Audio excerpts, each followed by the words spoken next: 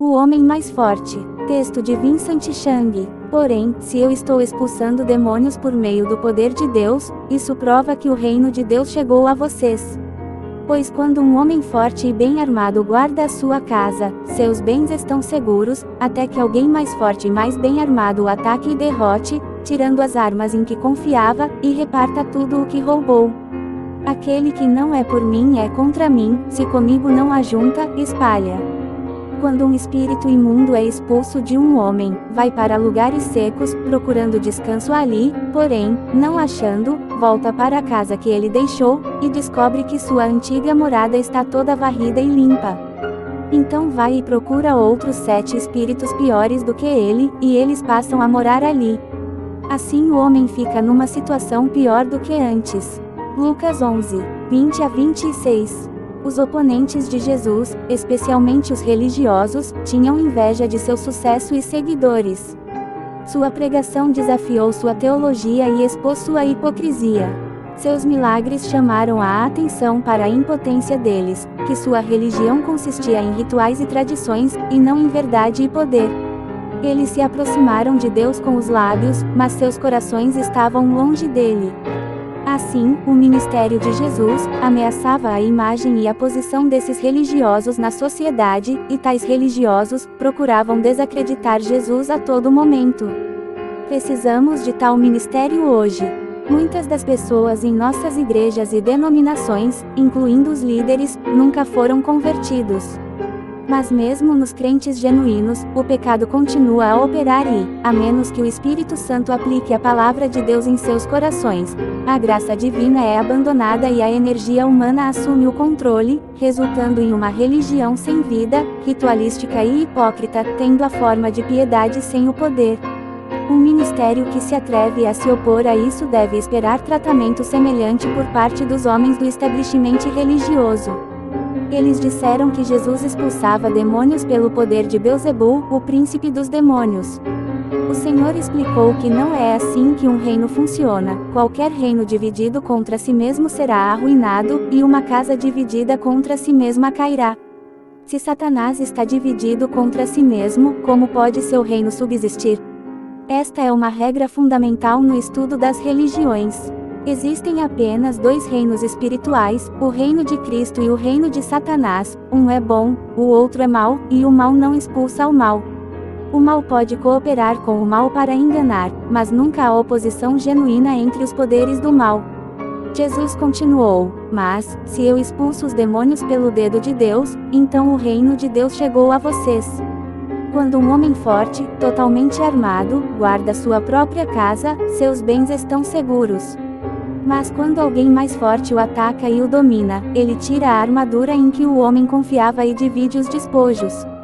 A fé cristã expulsa o mal não trabalhando com ele, mas vencendo com um poder maior, o poder do Espírito de Deus ou o poder do reino de Deus. Satanás é o homem forte que conquistou o coração do pecador, mas Jesus Cristo é o homem mais forte que o derrota e assume o controle. Este é o contexto para as declarações que se seguiram. Primeiro, no versículo 23, quem não é por mim é contra mim, e quem comigo não ajunta, espalha. Uma vez que existem apenas 2 reinos, e um é bom e o outro é mau, não há zona neutra para qualquer homem ocupar.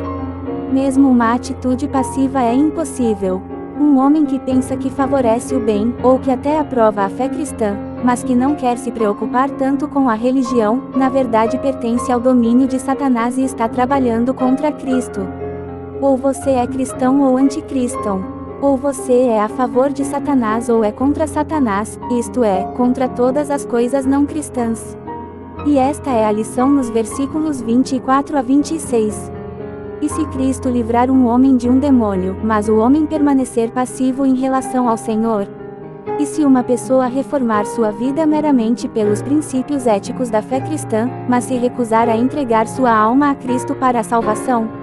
Para levar isso ainda mais longe, e se um homem colocar sua vida em ordem por sua própria força de vontade e disciplina, ou pela orientação de seus pais, amigos ou cônjuge? Além disso, as religiões não cristãs não mudam vidas.